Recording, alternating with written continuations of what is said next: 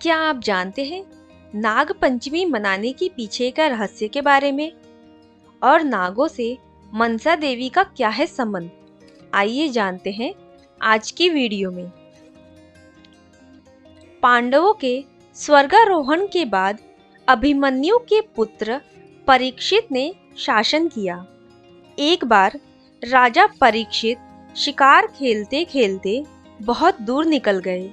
उन्हें प्यास लगी तो वे वन में स्थित एक आश्रम में चले गए।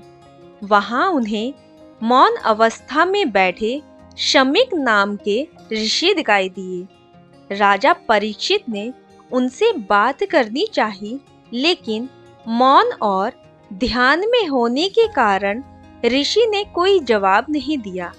ये देखकर परीक्षित बहुत क्रोधित हुए और उन्होंने एक मरा हुआ सांप उठाकर ऋषि के गले में डाल दिया और वहां से चले गए।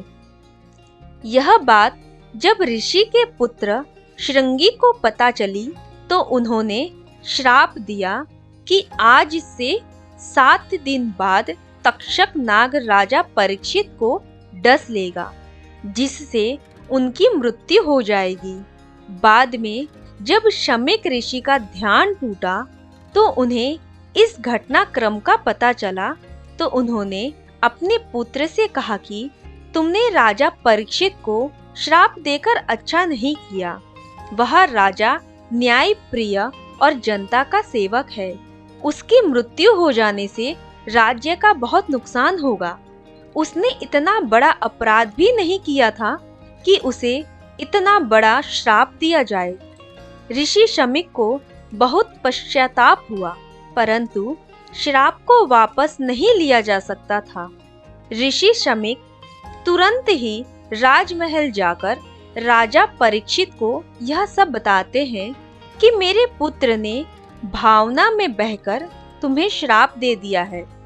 इसमें तुम्हारा दोष नहीं, दोष तो समय का है। इसलिए हमारे मन में यह सोचकर पीड़ा हो रही है कि तुम्हें इतना बड़ा दंड मिलेगा। ऋषि शमीक अपने पुत्र ऋषि श्रृंगी के श्राप के बारे में बताते हैं कि आज से 7वें दिन तक्षक नाग के काटने से तुम्हारी मृत्यु हो जाएगी राजन। यह सुनकर रानी रोने लगती है। शमीक ऋषि कहते हैं कि विधि के धनुष से दुर्भाग्य का यह बाण निकल चुका है, वह वापस नहीं होगा। मैं यही बताने आया हूँ कि अब तुम्हारे पास जितना समय बचा है उसका उपयोग करो। अपने गुरुजनों से परामर्श करो, जिससे वह तुम्हें सन्मार्ग दिखाए। राजन, भगवान तुम्हारी आत्मा को शांति दे। तब राजा परीक्षित रात्रि में ही अपने गुरु के पास पहुंचते हैं और अपनी व्यथा बताकर कहते हैं कि मैं 7 दिन में ऐसा क्या करूं कि मेरा परलोक सुधर जाए। तब गुरु कहते हैं कि भक्ति करो। जो फल योग, तपस्या और समाधि से नहीं मिलता, कलयुग में वह फल श्री हरि कीर्तन अर्थात श्री कृष्ण लीला का गान करने से सहज ही मिल जाता है। इसलिए तुम श्रीमद् भागवत कथा का श्रवण और कीर्तन करो। उसमें श्री कृष्ण की दिव्य लीलाओं का पवित्र वर्णन है। उसी के श्रवण से उत्पन्न हुई भक्ति ही तुम्हारे मोक्ष का कारण होगी। तुम वेद व्यास जी के पुत्र शुकदेव जी के पास जाओ, वे तुम्हें यह कथा सुनाएंगे। तब राजा परीक्षित शुकदेव जी के पास जाकर उनके चरणों को धोकर उनसे श्रीमद् भागवत कथा सुनते हैं। इसके बाद 7वें दिन तक्षक नाग राजा परीक्षित को डस लेता है। राजा परीक्षित की मृत्यु का कारण जब उनके पुत्र जन्मेजय को पता चला तो उन्होंने संकल्प लिया कि मैं एक ऐसा यज्ञ करूंगा जिसके चलते सभी नाग जाति का समूल नाश हो जाएगा। जन्मेजय के यज्ञ के चलते एक एक करके सभी नाग यज्ञ की शक्ति से खींचाकर उसमें भस्म होते जा रहे थे। जब लाखों सर्प यज्ञ की अग्नि में गिरने प्रारंभ हो गए, तब भयभीत तक्षक नाग ने इंद्र की शरण ली। वह इंद्रपुरी में छुपकर रहने लगा। यह बात राजा जन्मेजय को पता चली कि इंद्रदेव तक्षक नाग की रक्षा कर रहे हैं।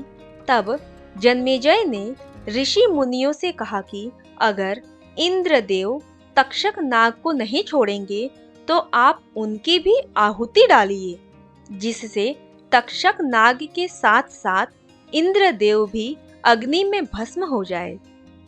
यह देखकर इंद्रदेव तक्षक को छोड़कर भाग गए।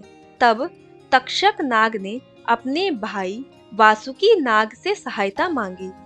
तब वासुकी नाग और मनसा देवी की प्रार्थना से मनसा देवी का पुत्र आस्तिक जन्मेजय के यज्ञ स्थल पर पहुंचे और राजा जन्मेजय तथा सभी ऋषियों की स्तुति करने लगे। उस समय माता मनसा देवी के पुत्र विद्वान आस्तिक से प्रसन्न होकर जन्मेजय ने उसे एक वरदान देने की इच्छा प्रकट की। तो उसने वरदान में यज्ञ के तुरंत समाप्ति का वर मांगा।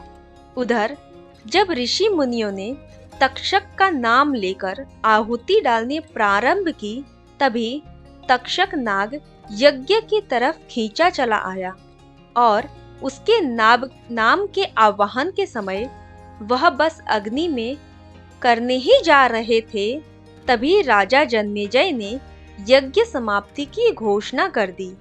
लेकिन तक्षक नाग के नाम की आहुति से उसका पूरा शरीर आग की तरह जलने लगा।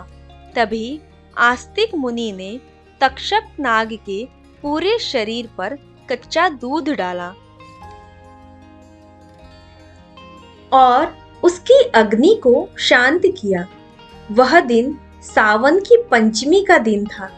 तब तक्षक नाग ने आस्तिक मुनि को वचन दिया कि पंचमी को जो भी नागों की पूजा करेगा और उन पर कच्चा दूध डालकर उनकी अग्नि की शांत करेगा, उसे कभी भी नाग दंश का भय नहीं रहेगा।